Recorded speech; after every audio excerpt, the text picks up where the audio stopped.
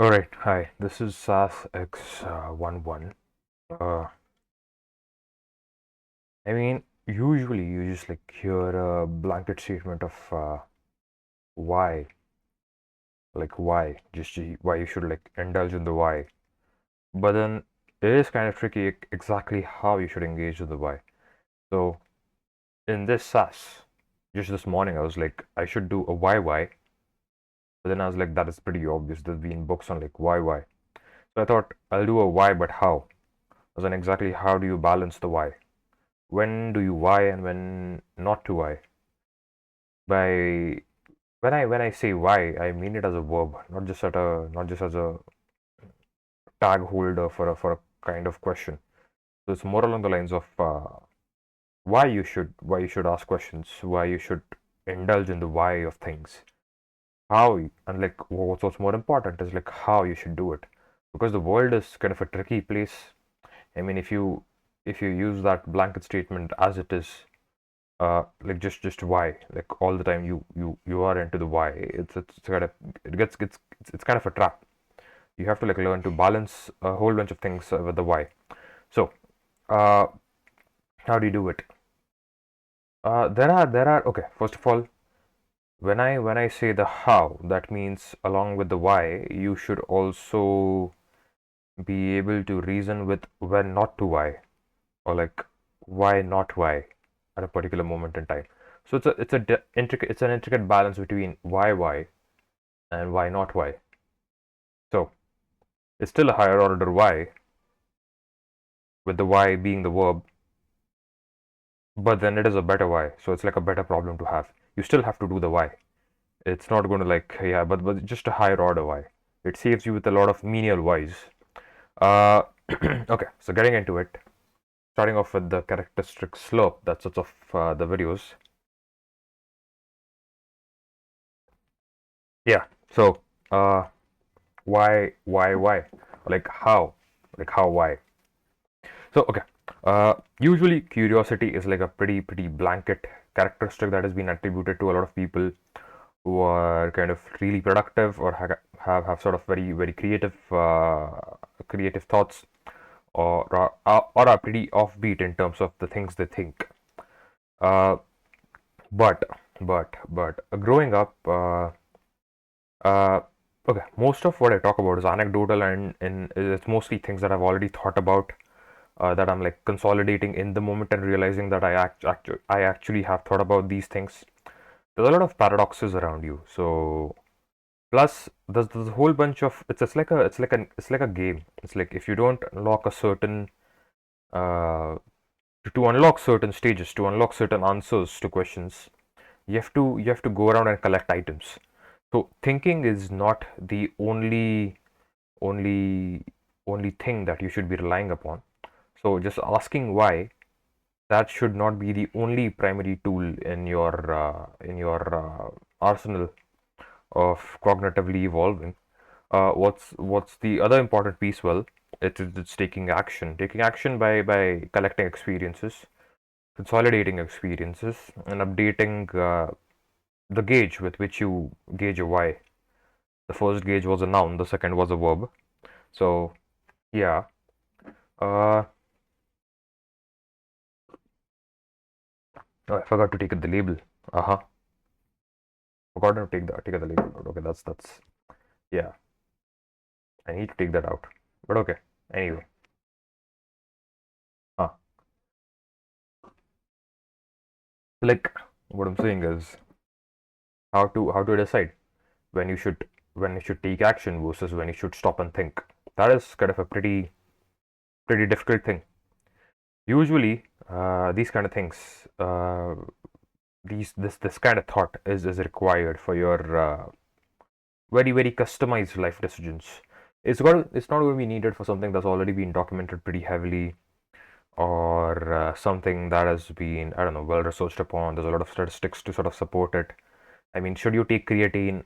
Yes, like it's well researched, it's safe, and like yeah, that sort of stuff. So you don't need to do a why or why not out there. But uh, yeah, sometimes in life you have to make a choice good between two goods, where you have to see based on your own scenarios which one of the two seemingly equal goods for you is a customized better, which has the most potential, which has the most potential fruition for you down the line. So, uh, it's when you have to choose between two goods is when things get tricky. So, uh, how do you do it? How do you do it?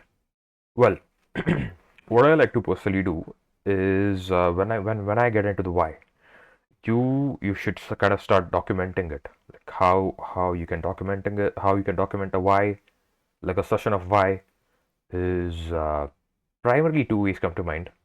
One, okay, I would, I would, okay, first you can have friends and you can like discuss stuff with people as well. But then I will assume the first line of defense whenever it comes to like making for like decision making in terms of how you think and how you carry yourself is going to be you yourself. So it's your own mind and your own devices. So you're alone in the pursuit is what I'm going to say, what I'm going to assume. So in that case, what you do is you journal. Journaling is sort of a very good tool to document the trajectory of how your why, the answer to the why was. It might not be a complete answer, but you can always have a commentary. That is something that I find people to not get pretty quickly. Whenever someone asks a question out of them, they usually, most of the people, will go for an answer. But then they will never comment on the nature of the question itself. So doing that in itself is kind of important. Like why even ask the question. So this whole video could be kind of summarized into moving from an explicit absolute why to a more abstract higher order why about the whys, about the questions. So one is of course these kind of videos here also help. So I do think a lot, even without the videos, even when I'm not posting, I do think a lot. So what I do in here is mostly just reconnecting the pieces. Serendipity, as one might think, is the amount of cognitive matter that you can generate in a speech is probably pretty low. Most of the time, it's just like stitching stuff together. So that's what mostly happens because to speak well in the moment you have to have thought through quite a lot of things for a lot of time. That probably has to be one of your hobbies, so you have to be in your own head kind of all the time. So that is one thing that characterizes people like me who kind of think a lot. uh, so yeah, to realize what you've been thinking over time, that's why you sort of do video essays, or you get into writing well. So writing or blogs or stuff other than that. I don't know how what are the other ways you can blog stuff. You could do voice notes. I do like to do video essays. Voice notes or something, but then yeah, I mean video essays. I find video essays to be better. So that's one thing. So documentation or journaling or some form of logging is going to help you track your commentary on the question. So it need not always be an answer to a question that you have in your mind. Think of it in the longer run. That commentary can evolve. That commentary can soon turn into an answer. That commentary can help you decide if you even want the question answered. So that's one thing. That's the initial how. That is one of the hows of like one parameter to the how of like how you should why. Uh, yeah, that's one thing. Second is be okay with a lot of whys in your head at a moment in time. How I like to do this is I do a top down breakdown of the why. So I collect a lot of whys. There's multiple phases when I go through a why. There's multiple phases. For the first one is mostly like a research sweep around the why. Uh, so I collect all the context. I see what's up. I see everything that's happening around the why. I note down all the sub whys, and some of the sub whys I can answer pretty well. Some of them are like fairly obvious based on my custom scenarios. Some I have to like really think upon. but then they're like pretty fairly obvious that if I think upon them, I will find a better priority in the moment, and that does give me clarity. So asking a why in itself is going to help you chart out a whole bunch of stuff. It helps you clear your priorities of what you want to do in the moment. You might even start ordering your whys as to when you want to think about a certain sub why in a tree. You could start ordering those too. So a why is never just one single why. There's a whole bunch of context that goes along with it. That context could be otherwise or information regarding the otherwise and information regarding this why. The context setting stuff.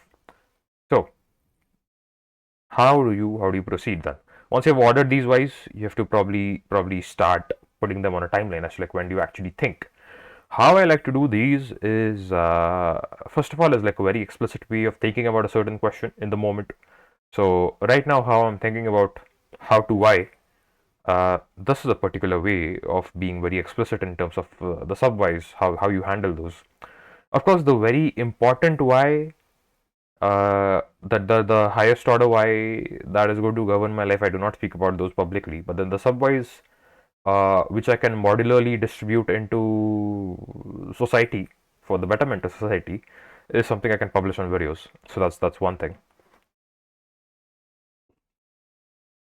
Uh, what is next is yeah, once you order these whys, you have to be sort of a little patient with the timelines. Patience is something that I learned fairly late.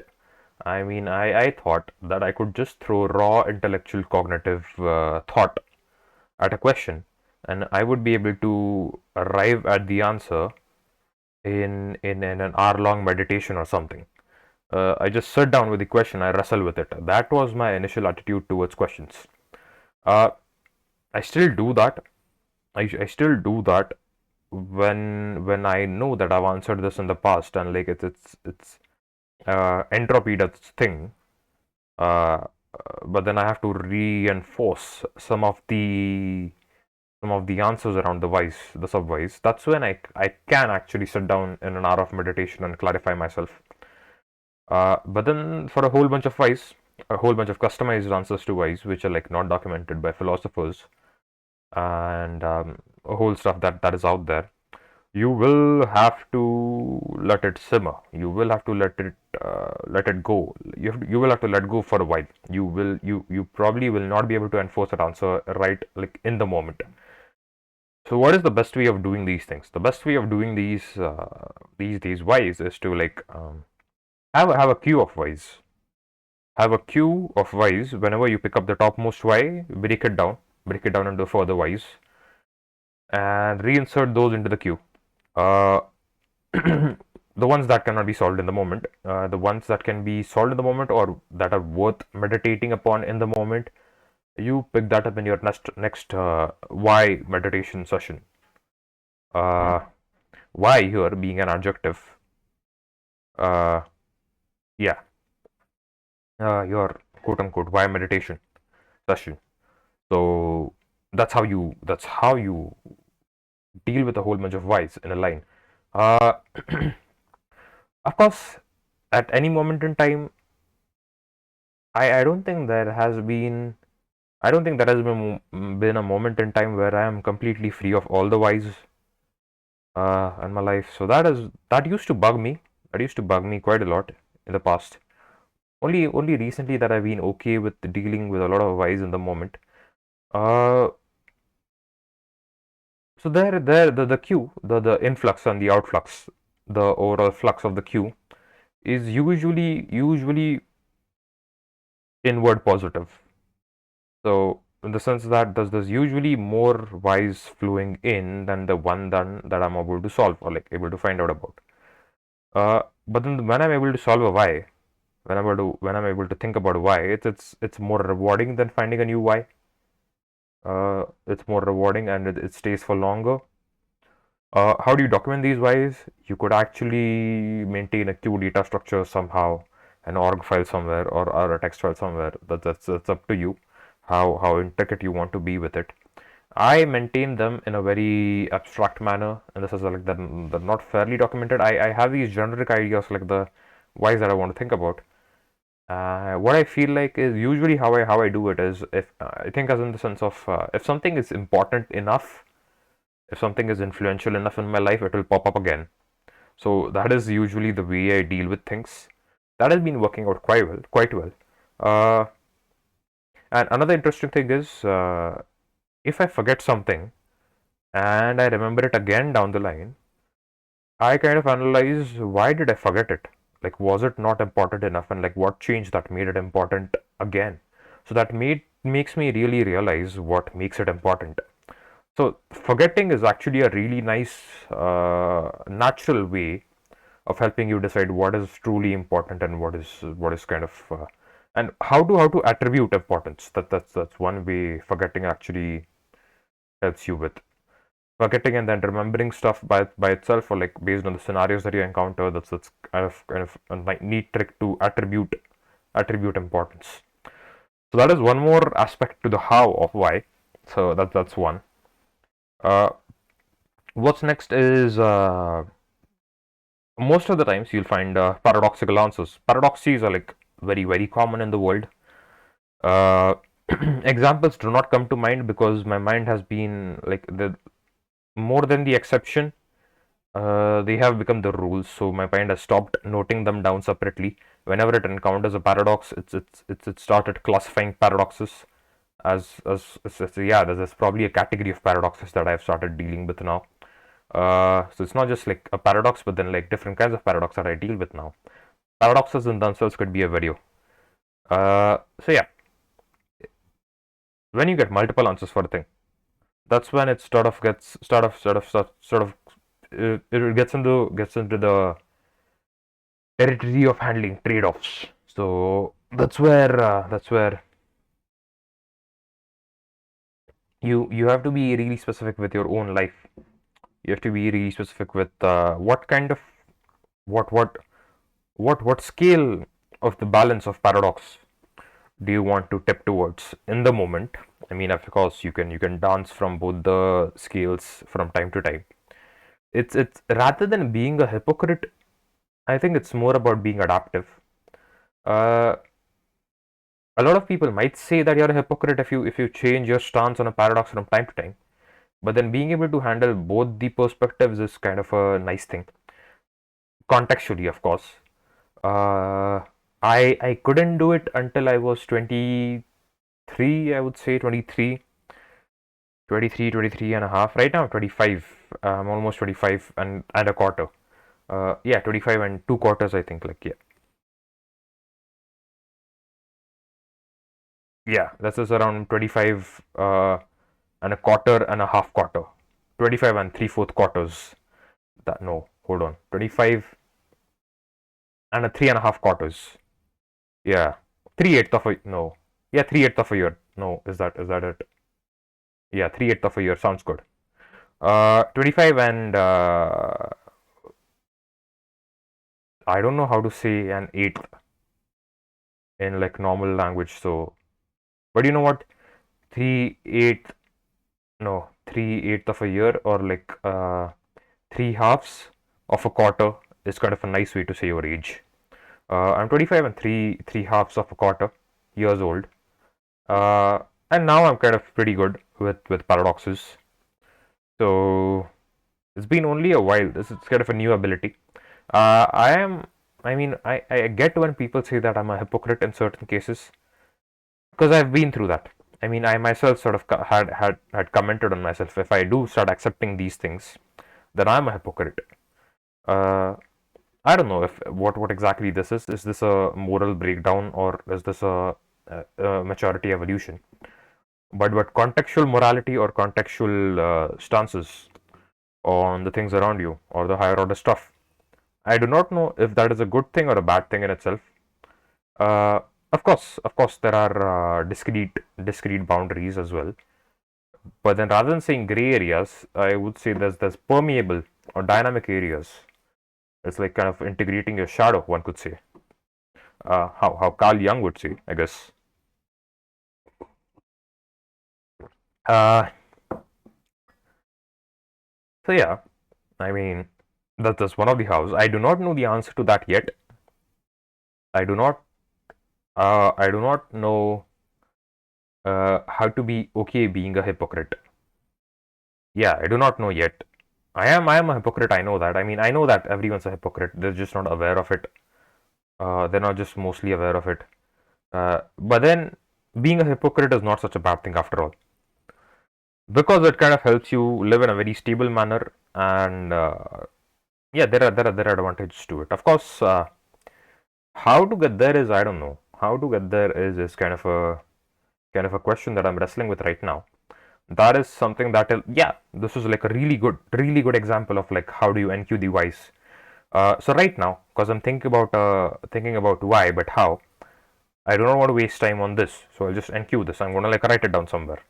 I'll do an active note. Like right after this video, I'm gonna like put it in a queue of thinking about how to be okay being a hypocrite, or how to start being a hypocrite, or like yeah. Uh, This is actually a really good topic, how to be a hypocrite. I mean, it's kind of important to to to to live well in the world as it is now. Principles and morals and ethics are like really contorted, and like probably the most complicated topic I could think about. Uh, yeah, they're probably the most complicated that come to mind as of now. So being a hypocrite, being okay with being a hypocrite, will help you understand your stance and how it evolves from time to time in that contorted domain, and will help you, yeah, actually be a more resolved or more solved or sorted personality down the line. Uh, if you do not know both the sides, you probably don't know the worth of where you stand. So, or if you cannot truly embody both the sides cognitively, you do not know the value of your own side contextually in the moment. So it's good to be able to do both sides is what I'll say. Yeah, that is kind of a decent NQ that I'll do. So whenever I NQ stuff for a particular why of like, let's say why you need to be okay being a hypocrite, I've NQ'd this, but then I give it a thought. I sort of collect what all I've known in the past, collect what my all my experiences in the past, I relate them, and I put them in an abstract queue. Now, this will pop up sometime soon. I'm not going to like actively note this down or just like take a note that this is something that I need to think about. Uh, but then there's a whole bunch of other stuff that I need to think about. If I'm like just doing like random stuff, I'm like sleeping and I'm like dreaming about, I don't know, flying somewhere, or like I don't know, I'm in I don't know, like powerlifting or something in my dreams, and you wake me up. I'm like out of sleep, and you ask me at gunpoint to think about like 100 whys. I would easily be able to do that. I would easily be able to think up 100 whys that I've accumulated in the past, and so that's not a problem for me. So it's not like there's the supply and demand whys. There's a whole bunch of supply of whys, but then what needs to be solved in the moment is something that I let my intuition and like my I don't know, my whims decide. So so why you should be okay being a hypocrite is like a very interesting question right now. I'm just gonna enqueue that, and I'm gonna like let it pop up whenever I actually encounter it again. And my memory kind of works funny. I mean, I don't how it works for me as of right now. It's sort of a linked list. So it's sort of a chain that follows back into past events. So I do not remember exact events in the moment right away. But then if I think about the root event could be in the past, or in the or a potential or future, and I could either go past from that past or future into that past, and my memory sort of check out. They sort of work pretty clearly. I mean, I don't know how I got into it. It was not always like this, but then when I actively started saying to myself that my memory is kind of a linked list. I mean, I have that index in my memories, so that's when it actually started being more. I started being more aware of it. It's also it's not a tree. Okay, so the nature of my memory, how exactly does my memory function? That is also a question worth getting into. So I will enqueue that again into something. I will talk about this in another video. So this is how I NQ stuff. This is how I do the why. You should be okay forgetting. That's the first thing, and you should be okay letting a why settle down and like picking it up again later on. That's like very two important things that are usually not obvious to a lot of people when they get into custom neo philosophy. That actually helps them stay stable and live a normal life while they do this sort of stuff. A lot of people think, I don't know, I'm like pretty high when I talk about these kind of things, but then it's like just me. This is like the actual me. Uh, it's mostly my friends who watch these, so yeah. But yeah, it's like when they are high, they like watching this kind of stuff. It's because like it gets trippy, is what they say.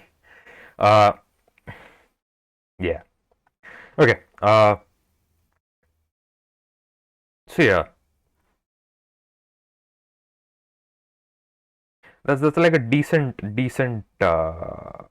in into how why like how to do why. Uh, so yeah. I mean, I've talked about a lot of things right now. I'm going to forget about a whole bunch, but then I told you like forgetting is a very important tool. So again, that is another video idea. Like the amount of video ideas that I have in a moment, and the way I can elaborate upon those is something that I have developed over time. Uh, I find it to be very interesting. That is the reason I created Conver. It's kind of clicking all together now. I mean, I'd forgotten. Okay, so again, a really important example of why I did Conver, and like the video in itself, like the topics we talked about in the video. I'd forgotten why I started Conver exactly. It was mostly along the lines of I wanted to be able to ramble on anything at any point in time and just be able to track it over time. So Conver actually helps me do that in a meaningful manner. Uh, yeah, I don't know if I could monetize philosophy, modern philosophy like this. Uh, is this low cost? I will not say this is low cost. Is this is it like it's actually what do you see me doing as serendipity in the moment? I would say serendipity is quite expensive. I mean, I have experienced being in a state of mind where I have not been serendipitous for months at a stretch. And the cost of being serendipitous in a moment is the investment that you have to like put in over the course of your whole day as a streak again and again for a whole bunch of months and years. So serendipity, even though it might seem that the person exhibiting serendipity is being sort of like I don't know, chill and like really enjoying himself in the moment, it is kind of expensive. It is kind of expensive to maintain that state for a long term. So I wanted to incentivize myself to maintain that state because this cognitive flow is kind of nice. It is worth maintaining it. It's kind of actually good. So yeah, uh, serendipity. Again, the why of serendipity, of like how serendipity or like serendipity is expensive. That is one more thing I could think about. Just being able to like expand upon topics in the moment without any reason and like I don't know, being able to produce those and like track those over time. That's why I began with Conver. Uh, this is like emphasizes the importance of like forgetting stuff. Now that I forgot it, and now that I remember it again, and now that I know why I'm doing these things, I'm like more motivated and incentivized compared to if I had written this down somewhere. Uh, because when I write it down somewhere, I'm explicitly enforcing that this is important without knowing that it is truly important. But then by realizing it again in a very natural context, it enforces the importance. The importance speaks for itself. I do not have to market the importance of something. So forgetting is like a really nice tool.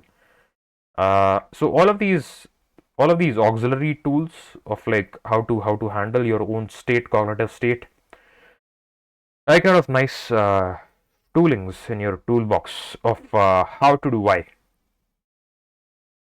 Yeah, that is one thing. Uh, I think that is a decent start of why, but how. Of course, this like all of my videos are like not one off. I mean, there's a whole book that I could write on each one of these. Uh, just that I do not want to bore myself and you, the viewer, the audience to death. But yeah, probably a microdose of like 25 to 30 minutes of like, I don't know, walking podcasts. This sort of stuff could sort of trigger a chain reaction in your own mind to think about certain things that you might have been that you might not have been aware of. Yeah, in your own life. So it's kind of nice to be able to do this sort of stuff. Uh, yeah, this was Raj, and yeah, this is Raj from Conver Industries. Checking out. See you in SAS X 1-2. I don't know what I'll talk about, but it's getting interesting over time. I think the quality of the questions that I'm dealing with is getting interesting for my own self. It is getting a little challenging in the sense that when I do elaborate, I'm really thinking in the moment. Plus, it flows. So it's kind of good. I mean, I think the progress is good. So see you in the next one.